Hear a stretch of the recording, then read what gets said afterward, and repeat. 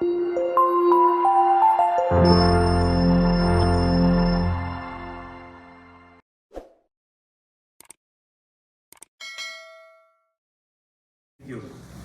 are live. Thank you. Nice word, huh? Kislavot. We're in our Monday night shiur. Welcome everybody to our Monday night shiur. Thank you guys for coming. We have some announcements to make. First, before we start, our shiur was sponsored by a couple of people. First of all, the Hatzlachat, the Mordechai family. Daniel Mordechai and his family. And also Lezivug Agun, Le Baruch ben Chana, Aharon Moshe ben forget his father's name. Anyways, Aharon Moshe and to Michael, Yitzchakov, Zivug, Parnasar, Vachat, Tzaham, Parnasar, Torah, Shefara, שיזכו להתחתן ועם הכל יחיו בית לבן בישראל. Tonight we are beginning, well, we began last night the week of the Yesod. The week of the Yesod. And as such, there's a couple of things one can do, because Rabbeinu HaRashash says that these 7 weeks are the basis of all the weeks to come in during the year, because the Rosh Hashanah is Rosh Chodesh Nisan also. And Rosh Chodesh Nisan is connected to the Rosh Hashanah of Tishrei. So people think that that Nisan depends on Tishrei, but it's not true. Tishrei depends, that means, how are you going to get your koach ba'avodat Hashem? How are you going to have that on Rosh Hashanah when you're going to get there, if you're going to be inspired to daven into your lev nishbar, as they say, a broken heart. Elohim lo tivzeh. HaKadosh Baruch Hu never degrades it. That depends on how your Pesach, Sefirat HaOmer, and Shavuot are. And I don't think I read it to you guys this week, but all the year, this year, all the years in the past, I always told you guys, I always told you the famous Shara Kavanot. Shara Kavanot says that on the night of Shavuot, if a person stays up, but the Lashon of Shara Kavanot is, if he stays up completely learning Torah, not just stays up eating semichki and watermelons and making jokes with the rabbi, and the rabbi's going to tell him the Taryag mitzvot. You know, after the Tanakh comes the Taryag mitzvot. So all the people, what do they like to do? They read 50-50 the Tanakh, and then they go to the rabbi. Rabbi, tell us the Taryag mitzvot. And what's the first Taryag mitzvot? What is the first one? Perurvu. And all the jokes come out. Perurvu, this and that. Brit Milah, and they're eating semichki, and what time does the night end on Shavuot night? 3:30, 3:45, it's done. The night ends at 3:45. So that's it. That means at 3:30, 3:20, you should be already going to dip in the mikvah. So technically the night ends at 3 o'clock. By the time you go to the mikvah, it's going to be 3:30. Now on the way to the mikvah, you also have to speak words of Torah. Huh? The mikvah is open, yeah. It's open. So there's 2 mikvahs this year. Huh? No, you have Savitsky's. You have the other one. Yeah. That one he didn't let you in last year. He's not gonna let you in this year. Trust me. Yeah. Every time I try to go, yeah, it doesn't work. Yeah, because you're not using the right persuasion. You gotta know how to persuade. You gotta know how to grease the hand, the pockets. Keyword. Yeah, the key word, papilimos. So when the Ari says a person is not going to die that year, he's going to stay up all night and learn Torah, it's a promise from Rabbeinu Ari HaKadosh. So imagine that the koach of Sefirat HaOmer is when you come and count the sweets of Sefirat HaOmer. I told you guys on Shabbat, I'm going to repeat it right now for the listeners, these 7 days of the week of Yesod are very powerful. You could be metaken. You could fix all the pigamim you have in your Yesod if you really tap into the energy of this week. You tap in, because right now what's going on? Last night came inside the first part of Yesod. There's 7 of them. There's Yesod of Chesed, Yesod of Gvura, Yesod of Tiferet, Yesod of Netzach, Yesod of Hod, and this year Shabbat is going to be Yesod, Day Yesod. And then there is Yesod the Malchut, which is going to be the Yom Rishon coming up, May 25th. If you tap into the energies of every single one of those days, you could draw in from those energies, and you could basically fix your Yesod, not just for this week, not just for what you did, but for what you're going to have the power to overcome to the next year, till the next year Sefirat HaOmer. So we miss out on these opportunities. These opportunities, even if you say, okay, listen, I can't do a lot. What can I do? What tikkunim can I do? Like, I cannot do so much. Even if you just every single day say Tikkun HaKlali. Even if you just do that, it's already Bechina Shel Tikkun. Because what are you doing right now by doing Tikkun HaKlali? You're basically tapping into the Yesod itself. You're going into the energy that what's shining itself during this day, and it's going to have an effect through the whole year. I suggest a person, every day during this 7 days to be makpi to go to the mikveh. Yeah. Do you know when you're in the mikveh, guys, people think when you go dip inside the mikveh, that it's just time you dip in the mikveh and akol olech. When a person dips in the mikveh, there's a lot of stuff that you can do over there. For example, there's a kavanah. If a person dips inside the mikveh and he takes upon himself in the mikveh, arba mitot beidin, skila, serefa, herek, chenek, especially chenek, and at that moment where he has the kavanah of chenek is strangulation. What happens when a person gets strangled? Chas v'shalom, he has no air, what's the word? Kislarot. He has no kislarot. At that moment when he loses that oxygen, he has to have kavanah to stay in the water as much as possible, till he can, till the last breath, and then he comes out, it's as if he had chenek. Yeah, it's brought in the Sifrei Chasidut. You heard that before. It's brought in Sifrei Chasidut. If you go inside the mikveh, and at that moment you say, and then at the moment of chenek, you stay in there as long as you can, then you come out, it's as if you went through Arba Mitot Beidin. There's a bechina that you went through. Absolutely. Now what else? What other kavanah there is in the mikveh you could do? When you go into the mikveh, you could have thoughts of your wishes. You know that mikveh, we were learning in the Shara Kavanot. I have some guys that learned them on Sunday. So we have the Shara Kavanot says that the mikveh of all mikvehs, the mikveh of all, the tikkun of all the tikkunims, the keter of the ketarim is when? Shavuot night, when you go to the mikveh before Shaharit. But not at nets, not at 2 o'clock, like some people want to run away, dip at 2 o'clock. If he's dipping at 2, he's not bringing down the keter. He has to dip. It says, the Ari says, Ba'ashmoret Haboker. What's Ashmoret Haboker? Before Alot. 10-20 minutes. That crack, right before crack of dawn, that's called Ashmoret Haboker. The darkest of the night. You know what the Ari calls that mikveh? Keter Elyon Sha'ar HaChamishim.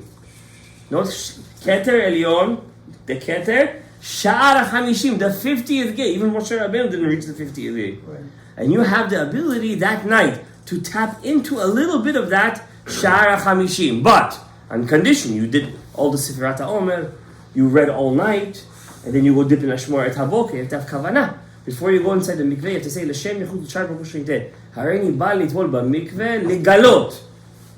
V'Lahamshich Sha'ar HaChamishim. If you don't say that, at least have Kavanah in your mind. When you dip inside the mikveh, every time you go in and out, you have to have Kavanah. Hashem, Tevarech Oti B'Zivug. Dip inside. Go up. Hashem, Tevarech Oti B'Parnasah. Go inside. You know what a mikveh is? Mikveh is the embassy of Shamayim in this world. You know what an embassy is? So why not live? Do you know there is an You can't stay in the embassy all day. They're gonna kick you out. It doesn't work like that. You ever see the Israeli embassy in Manhattan? Yes. Do you know that place, the Israeli embassy, is considered Israel? It's not considered it's Israeli land. I always say to my dad, I said, let's go to the Israeli embassy when we're over there. We're like in Eretz Israel. It's mamash considered like Israel. Yeah. But every embassy, Indian embassy, it's there. If a guy is running away, he's an Israeli, and he goes into the embassy, he has over there some kind of protection. Yeah. It's unbelievable. The Bet Knesset is the embassy of the Bet HaMikdash, but a mikveh is the embassy of Shamayim. Is the embassy of Shamayim. You went to the mikveh. But if you treat the mikveh like a jacuzzi, and you're sitting over there like this, like it's some kind of jacuzzi, it's not an embassy. That's a jacuzzi. You understand? Plus, it's not nice. People are over there, they want to dip, and you're sitting over there while everybody, get out already! And he's sitting over there enjoying himself in the mikveh. If it's a big mikveh, whatever, but if it's a small mikveh, what are you doing in there? You know? Unfortunately, in Queens, we don't have any mikvahs open up after 5-6 o'clock. They're all closed. You know, the big tzaddikim always used to dip in the mikveh before Tikkun Chatzot. Always used to go to the mikveh. Even Rabbi Akiva Iger used to go to the mikveh before Tikkun Chatzot. There's many stories that he used to take the key from the shamash. One time he couldn't find the key, and he went all the way to the shamash. It was dead of the winter. They used to be makvih, to go to the mikveh before Tikkun Chatzot. He used to go to the mikveh. Why? The kiddusha, to be bocheh and chorban beit hamikdash. First, you have to have some kind of purity inside your neshama. You understand? So when a person goes to the mikveh, yes, no, he's making a big tikkun. But hazman katzer v'amlacha meruba. Right? As Pirkei Avot says, hazman. What's the first letter? Hey, katzer, kuf, v'hamlacha, vav, meruba, mem, reshet tevot, mikveh. What does that mean? Hazman katzer, time is short and there's a lot of work to do. Mikveh, 1-2 dips come out. Hazman katzer, v'hamlacha, meruba. Don't spend all day in there. If you're a big tzaddik, doing yichudim, doing this, that, okay, mamela. That's one thing. But if you're just a Baruch Hashem, a regular guy, go to the mikveh. What kavanah you ready? First of all, it's a big machlokes. You even have kavanah inside the mikveh, especially today's mikvahs. Back in the days, mikvahs were different. Mikvahs were all cold. There's no dirt over there. You understand? Today's mikvahs are hot. They take all the zohama from the person. Suppose there are showers in there. It's a safek. You have kavanot inside there. In the water, maybe not so much, but outside the water for sure. I always used to make kavanot in the mikveh. Always. Inside or outside? And when I was in the water. But then, when I learned Hilchot Nida, over there's a part where Rav Ovadia talks about, could a woman say a bracha in the Beit HaTfilah? Rav Ovadia asks a question. Could a woman, she's covered obviously, she says the bracha, takes off the robe, then goes inside the water, right? Sfaradim, right? Ashkenazim are different. They dip, say the bracha, ala tfilah, women, not men. They say they dip, say the bracha, and then they dip again. They're a bit different. They do it in the water. Sephardi woman, the halacha is, first we say the beracha, take off the robe, and then they dip in the mikvah. The question is the Rav Ovadia asked, the woman's mikvah, which is anyways very clean, definitely cleaner than men's mikvah, are they allowed to say the beracha in the Beit HaTfilah? Rav Ovadia held no. They're not allowed. They have to say it outside the door, walk in, and then they can go inside the mikvah. Why? There's a lichluchi, there's zohama, all 10, 20 women dip in there, they have all the zohama. And that's even with them taking a shower. So I said to myself, for what make a safek? If the water is hot, because women's mikveh waters are always hot, I'm not going to put cold water. If I'm dipping in a hot mikveh, I don't do kavanah. Before I go inside, I say L'Shem Yechud, and I dip inside the mikveh. I come out, if I have some kavanah to do, I do it when I come out. But those are kavanah with Shemot Hashem. But if you have a kavanah, Hashem, give me parnasah, you dip. You could do that, it's fine. Have kavanah, Arba Mitot Beidin, no Shemot HaKol, Arba Mitot Beidin, you're allowed to do that, it's okay. Especially, why am I bringing all this down? When you do these tikkunim, these are all small tikkunim, but they're very strong. Tikkun HaKlali. When you do all these things during Sefirat HaOmer, during these times, they have an effect during your whole year. I want to read you a part of the Pirkei Avot before we're going to get to the Sefer Baal HaRokeach. You know, Baal HaRokeach was a very big mikubal. He was called Chasidei Ashkenaz. Chasidut of Ashkenaz, right? There was, you guys all know, who wrote the Shulchan Aruch? Yosef Karo. Who wrote the Mapa on the Shulchan Aruch, the Hagaot? The Rama. Rav Moshe Isserlich, right?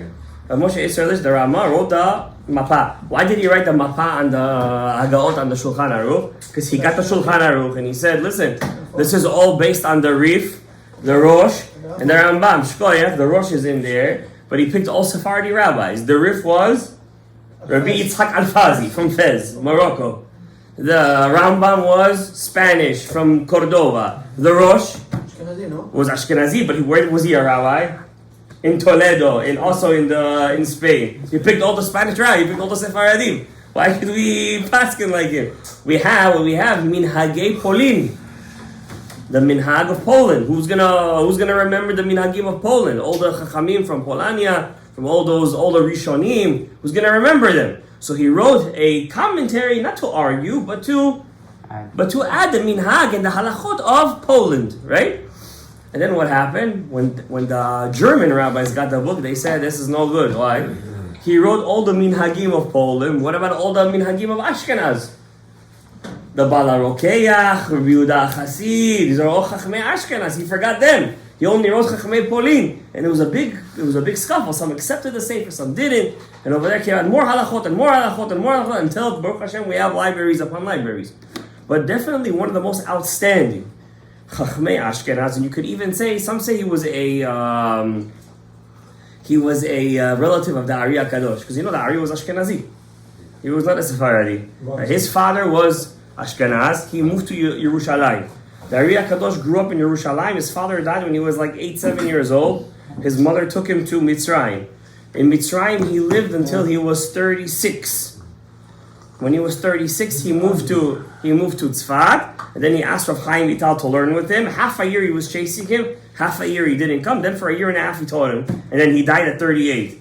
Halach la'olamo. What day? Your time is coming up. Hey Ba'av. On the 5th of Av, right before Tisha B'Av, he passed away. And Hey Ba'av. You want to ask a question? Yes. It better be a good one. Because I'm on a roll, yeah. When you said about the mikvahs, why do we make it hot these days so people should sit in We make it hot. First of all, it's not good to dip in a hot mikveh. Yes. It's not good because, first of all, physically for a man, if he goes into too hot, sometimes, carry comes out. It's a possibility. Too hot is not good. Too hot is not good.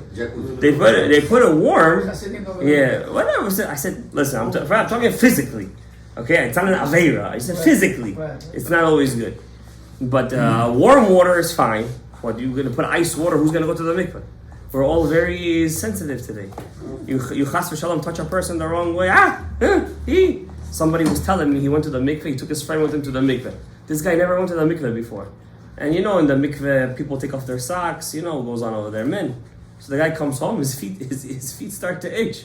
The guy calls him up and he says, we're going to the mikveh. He said, listen, I'm never going to the mikveh again. He said, why? Ever since I came back from the mikveh, I can't stop itching. You understand? But that's what happens. You have to take care of yourself. But people are sensitive. Now that guy doesn't want to go to the mikveh anymore. Why? It's true or no? True stories? True stories. People don't want to go again. But the person has to say to himself, what does it say? Itch, no. Take care of yourself. Wash yourself. Dry yourself. Put a little cream. You're doing a mitzvah to Hashem.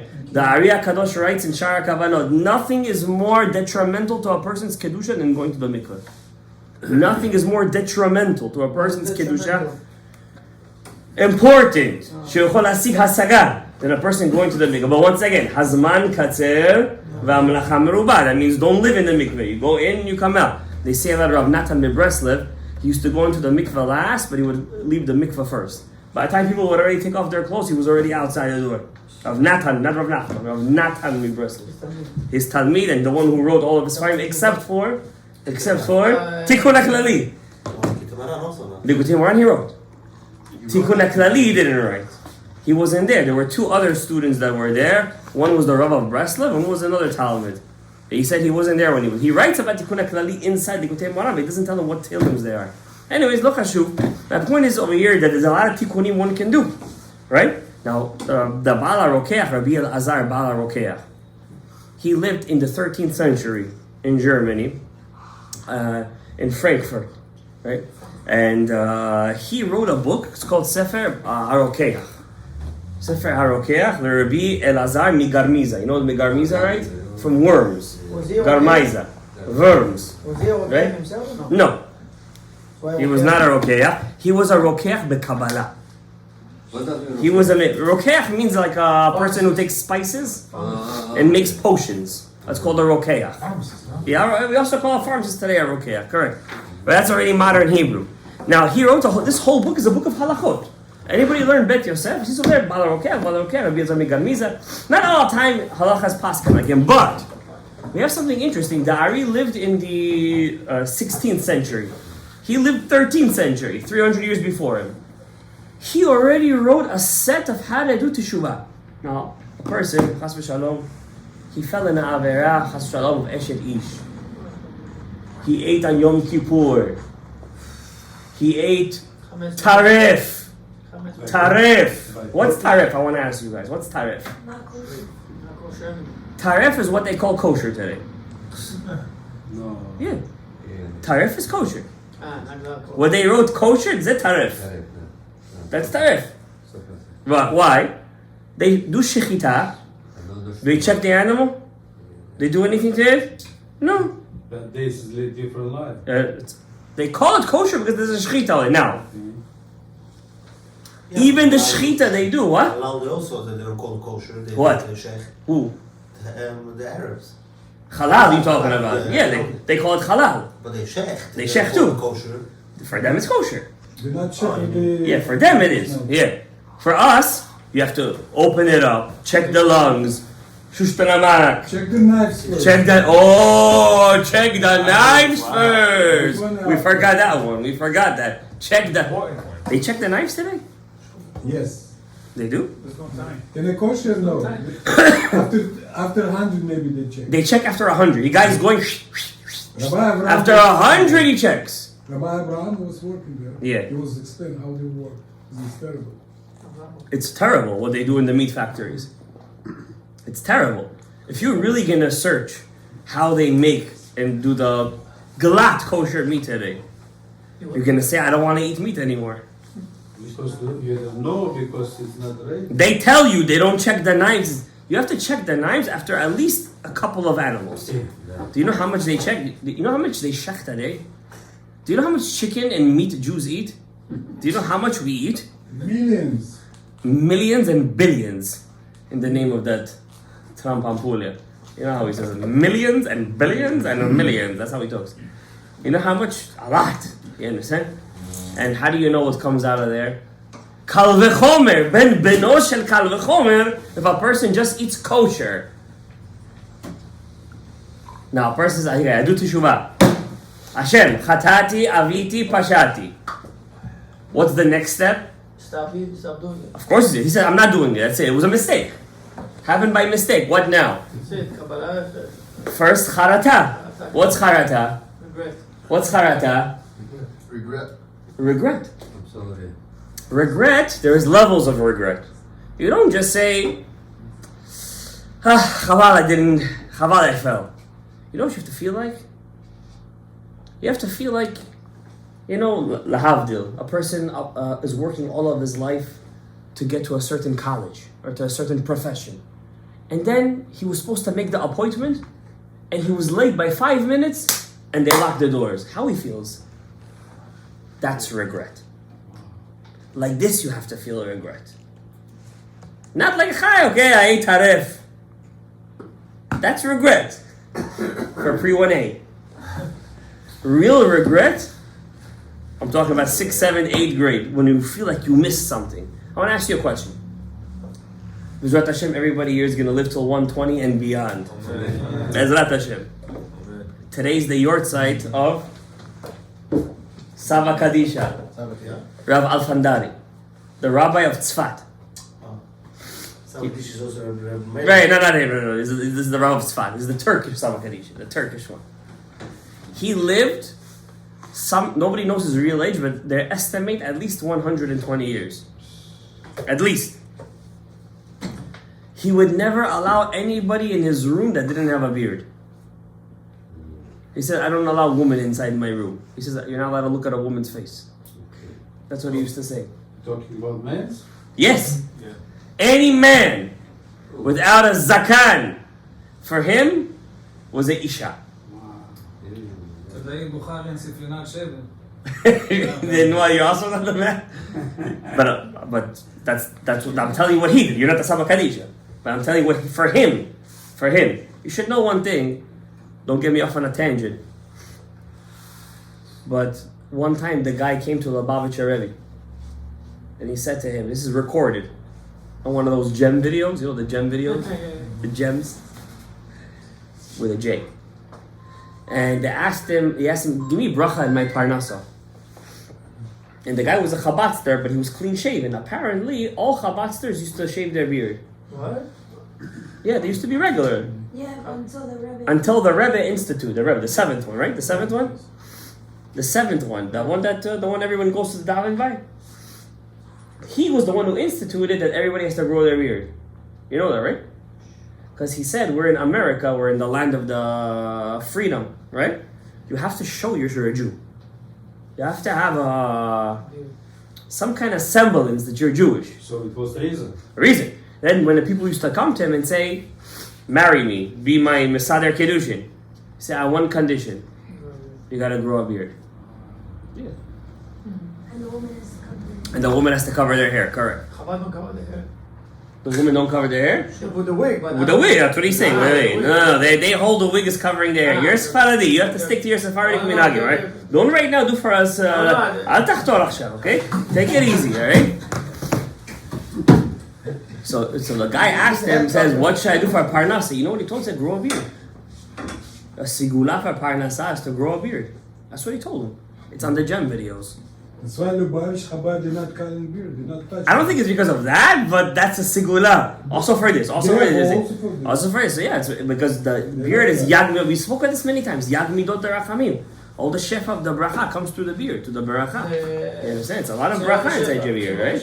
The tzaddikim used to swear by their beard. You know that. They used to touch their beard like a Torah. They used to swear by their beard. By the zakan ha'elyon. Sheyored al pi midotav. Right?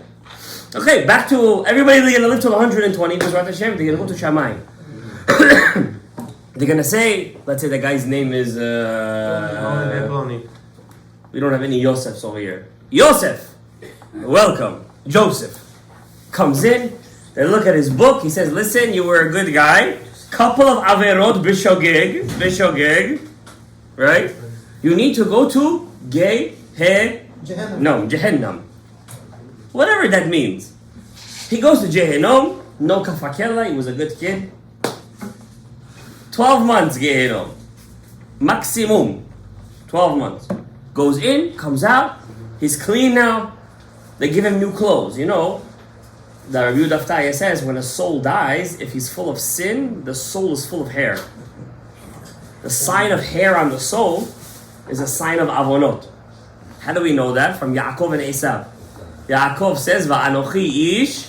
Yaakov says, "Anochi ish halak." What's halak? Chisti. Glati. That's what I was looking for. Yeah. And ish halak.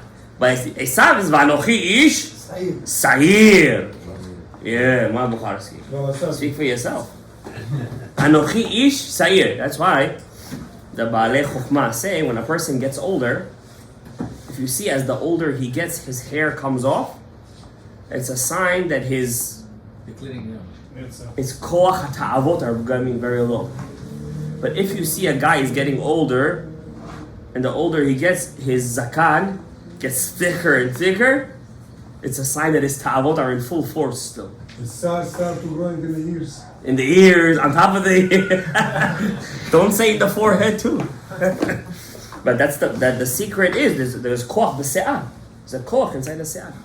So when you go to Shamayim, so after 12 months you come out of Gehenom, you're clean. Chalak. They put on new clothes. What's the color of the clothes? Techelet. Techelet. We have ties is techelet. They put on him the clothes. Why are you laughing? Because you're wearing techelet? They wax him over there. What's better? Huh? What's better? What do you mean? Which way is better? Which way is better? They have more time. Oh wait, he just came out of Gehenom. Give him a second. He goes to Gan Eden.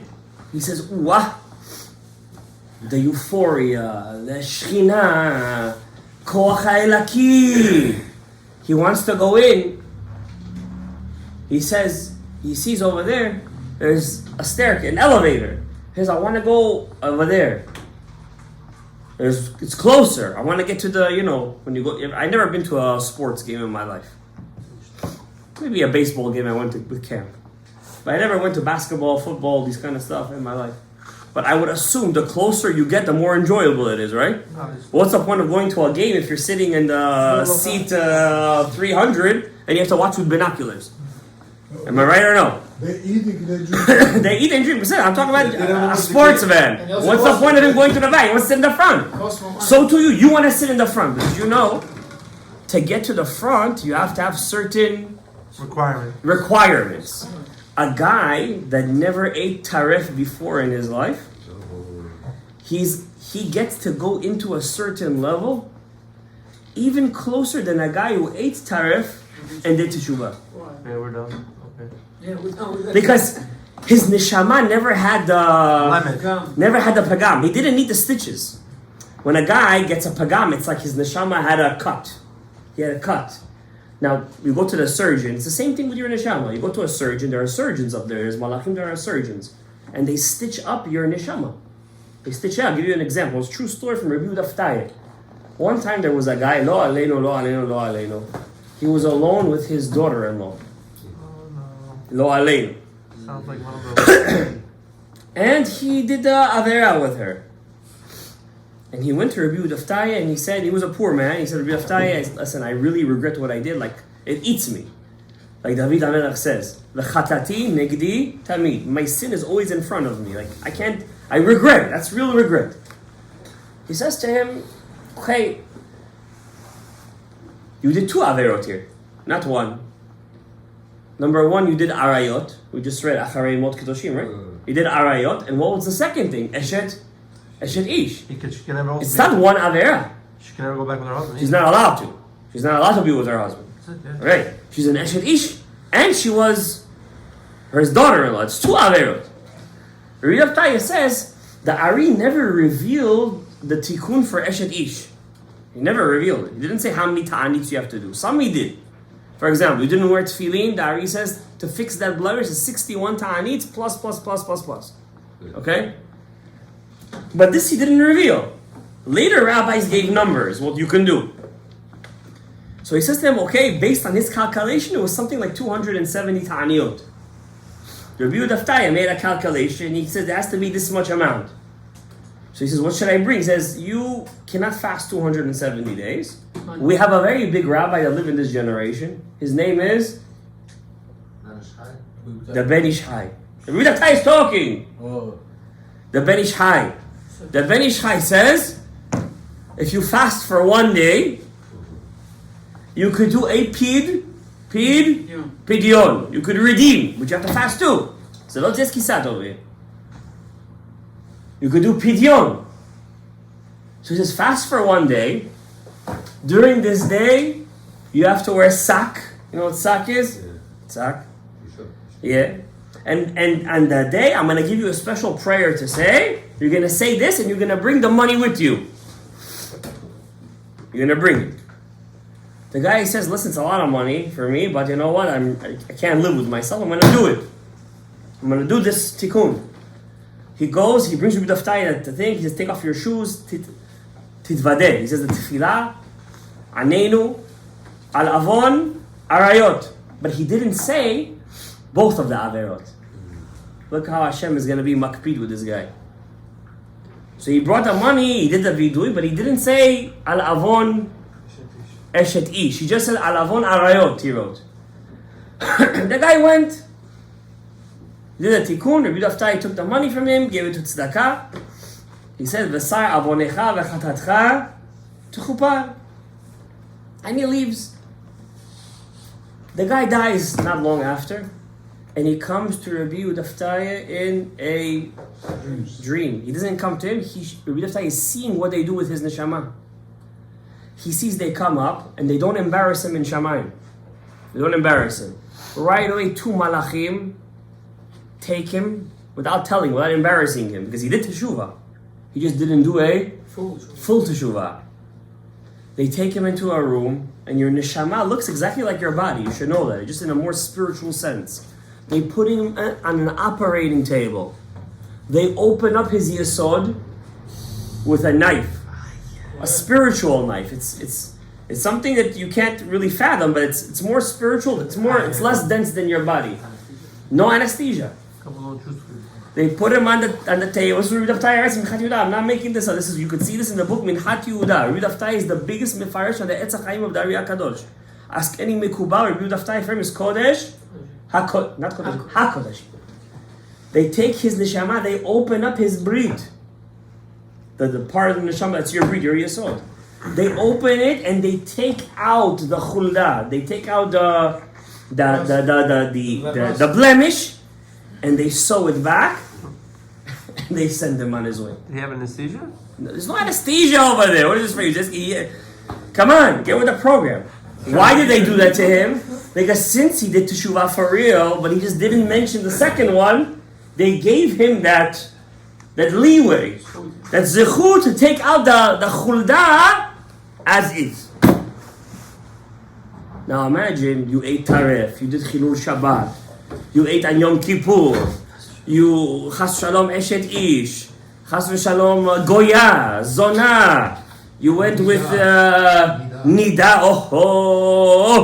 nida, you went with pegam ha'enayim. You know a person who does pegam ha'enayim, he just watches. Just watches. Okay. Doesn't do anything. He says, what am I doing? I'm just watching. he will come back in a Gilgul as a bird called Ra'ah. Reish Aleph Hey, that could see very far away. You wanted to see. Now you're going to be inside this off, it's going to see all the way. The Ben Ish Chai has a tikkun for that. Yeah, of course it's a punishment. To be in an animal, it's the worst punishment for the soul. Only worse than that is to be inside a plastic bottle. No man. It's the only way. You see, when we buy the plastic bottle and we drink from it, and finish it, we make tikkun for it. If you make the beracha, if you had Kavanah B'ezrat Hashem Yitbarach, those nishamot are waiting for you. But you did Chilul Shabbat, Achilat Chametz B'Pesach, Yom Kippur, what else? Who could honestly say he wore tefillin every single day of his life? You know, according to the Maharam Merotenberg, it's his shita. If you miss one day of tefillin, you're karkafta de la manach tefillin. The Gemara says if a person doesn't wear tefillin, his head doesn't get up in Tchiyat HaMetim. But it's not by purpose. The body's gonna get up without a head. Like this is gonna get up. Do you know in Tchiyat HaMetim, B'ezrat Hashem, speedily in our days, Amen. Everybody gets up in Tchiyat HaMetim. Some people said, well, that's one. So everybody gets up. That's what the body. You know what kind of earthquake is gonna be at this time? That's what the body don't get up. Ooh, they're all gonna get up. Everybody gets up. Elu lechaye olam ve'elu lecharafot lediraon olam. Because the greatest and sweetest revenge, Rosh El, we're talking about the Rosh, is when not the goyim, the Rishaim, they see that the truth is the truth, and they admit it. The greatest mishpat in this world will happen to Korach. Every day, since Korach was swallowed by the earth, every day he says Torah emet, Moshe emet, and every Wednesday, I don't know if you guys know this, there is a midrash called Midrash Gan Eden. Every Wednesday, him, Datan, and Aviram have permission to go up to Gan Eden to a place called Kan Tzipor. Kan Tzipor, the bird's nest. It's a mashal for Mashiach. And they go up there and they say, Mashiach, when are you going to be revealed? So we could get out of this Gehenom. And do you know what Mashiach is going to ask for? They don't deserve Tchiyat HaMetim, Korach V'Alato, but he's going to say, Chayim Sha'al Mimach. He's going to ask Hashem, you should give them life. And they're going to get up. And the first thing they're going to say to everybody, to all the communists, all the socialists, all the reforms, all the, what else we have over there? Liberals, Democrats, who else? Erev Rav, who else? They're going to say, we were the first ones. You know, Korach was the first liberal Jew. He was the first communist. Democrat. He was the one who wrote a communist manifesto. I'm serious. What did Korach say? Everyone is Kulam Kedoshim. He was the first. See, I'm not joking. He's the first communist. You know, Karl Marx also starts with a kuf. Kuf, Korach, Karl. Yeah. And he's gonna get up. He's gonna say to all of them, Torah emet, Moshe emet. He's gonna say. That's what's gonna happen. Everybody gets to the team, but some are gonna get up and go right back down. Lediraon olam. You know what lediraon olam? They're gonna be the afar that tzaddikim are gonna step on. Like the leftists in the border of Gaza. Yes, like the ones. Could you imagine, guys? You're gonna bring me off on a tangent right now. Could you imagine how many years there? How many years during the war already? 2 Year and a half, 2 years, almost 2. Could you imagine right now? There are, I don't call them Jews, like it's impossible. They go to the Gaza and say to the Gazans, you are our brothers, and whatever the Israelis are doing to you is a war crime. There's one guy, he was an army guy, his name is Gidon Levi. Let them go inside. Let them be. His name is Gidon Levi. This guy is one of the biggest Rishaim you could ever see in your life. He goes to Harvard. He goes to all the Oxford. He goes into debates. Who does he debate? Jews. That the Jews are genocide. He's Israeli himself. In the army he was. Gidon Levi his name is. The main journalist of Haaretz. Yeah, he's a journalist of Haaretz. Could you believe he's a journalist in Israel? Could you imagine these people exist? And he's a Levi, Yisho. Chuck Schumer is another one. So they Chuck have Schumer is the guy who greases pockets. That's something. That's something else. Mr. Shalom. Schumer calls himself Shomer Yisrael. That's what he calls. Yeah, I'm saying that's what he calls himself. Shomer Palestine. Shomer Kesef is a. I think so. They are adopting this guy. It could be because this is unbelievable. He's just a big example. There's so many. Do you know I don't watch these things, but I heard in the Hollywood, the main award for the best movie this year was a documentary of Israeli guy. You guys don't know this. Israeli guy that went into Gaza and filmed how the IDF is doing genocide.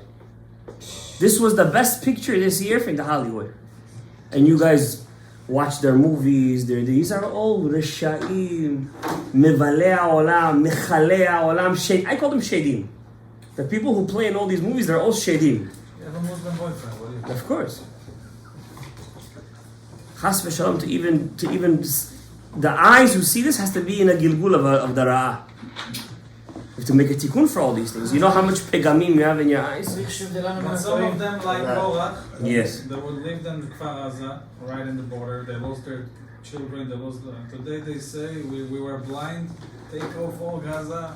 Yes, she'elu shechazru b'teshuvah. Of course, but still there is kekorach v'ka'adato. Unfortunately. Rabbi Shalom. Yeah. הקדוש ברוך הוא טוב, כמו שני רוחות, פסול לך, פסולת. This is psola. Don't worry about them. This is the psolet. Even they have their job. That's right. Even they have their job. But what I wanted to say from Rabbi Elazar Bala Rokeach, according to Rabbi Elazar Bala Rokeach, this is 300 for the Ari Chasidei Ashkenazi. To make a tikkun for Averot, look what he writes over here. Habal ishto nida. This is not the Ari. This is Bala Rokeach. Habal ishto nida. What's his tikkun? Harder than the Ari. Yit'aneh mem yamim retzufin. You have to fast 40 days straight. Now, according to the Ari, there is a loophole. If you fast for 2 days straight, 2 days, let's say 48 hours, it's considered like you fasted 27 days. Did you know that? What if you touch a nida? What's that? Did you know that? If you fast for 3 days straight, 72 hours straight, it's mamish like you fasted for 40 days. Is there also a fast for touching a nida? Yeah, menashek or mechaber. I will skip that one. That's why Ishmaelim make it 40 days? No, Yishmaelim try to copy Yom Kippur. It's the true history. They couldn't handle it. So he made it easier for them. Do you know by Yishmaelim? I said this once in my shiur, by the Yishmaelim. If they cannot fast, they're allowed to do pidyon. Yes. Like Jews. And, no, we don't do pidyon on Yom Kippur. No, Yom Kippur is karet. No. You're talking about Shoah, you're talking about Tikkun, yeah. But that's their religion, though. They have to do the Tani. And I heard from an Israeli journalist who lived. His name is Tzvi Cheskeli. He lived with Arabim in Tunisia. Chazar b'teshuvah. He said, I was in a house eating with them hummus. He was not religious back then. I saw in the how you call this, Ramadan, how they used to go. There was a room in the back of the house where the guys who couldn't hold themselves, they used to eat over there. That's what he said he saw. I didn't live with them. I don't want to live with them. Because at the Shem, I want to live till 120 and beyond. So therefore, I don't. But that's what he said he saw. By us, if a person eats on Yom Kippur, a kazait, You still have to make a bracha. it's karet. It's karet. You have to make a bracha if you're sick. If you're sick. If a person eats and he's healthy on Yom Kippur, he can't make a bracha. He does two averot. It's a mitzvah haba ba'aver. He cannot make a bracha on that food. If a person, he says, you have to fast 40 days straight, vayilkeh bekol yom. Every day somebody has to come, this is the Baal HaRokeh. Has to give him malchut. Not malchut regular. Vayilkeh oto chazak chazak, ad sheyishbor et kol atzmotav. בחור מהרלם? Yeah. Yeah, one of those guys. And he says over here, velo yirchatz 40 yom. You can't take a shower for 40 days. Velo yichal basar velo yishte yain. You're not allowed to eat meat and you're not allowed to drink wine for 40 days. That's a tikkun from Baal HaRokeh. What did the Ari say? If a person is bo'el nida, he does say that ta'anit 82 days. Well, you said touching it, didn't you? Yeah, I didn't do the touching yet. What is it? 82 days, but we have Maran Haben Ish Chai. Ben Ish Chai says you fast for 1 day and you give $82 litz daka. You do a pidyon. Huh? 82. 84 is for Pagam Abri. 84 is for Pagam Abri. 82 is for Avon Nida. It's for Avon Nida. You could do a tikkun for what you did. Now, here's the thing with the tikkunim, guys.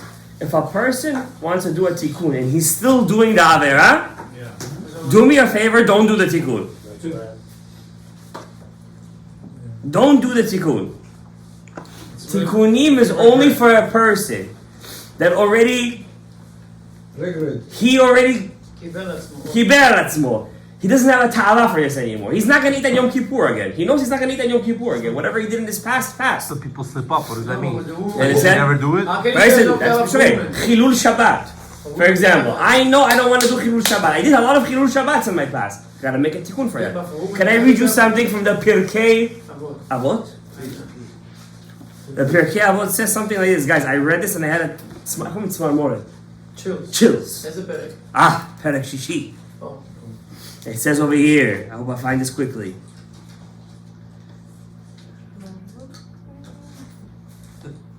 I can't find it, but I'm going to say it by heart.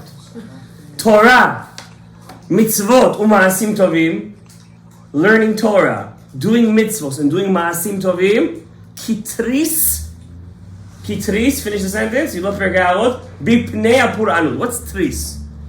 Window. A window. So if a person does Maasim tovim, it's like a window in front of calamities. Does that make sense? It's like a shit.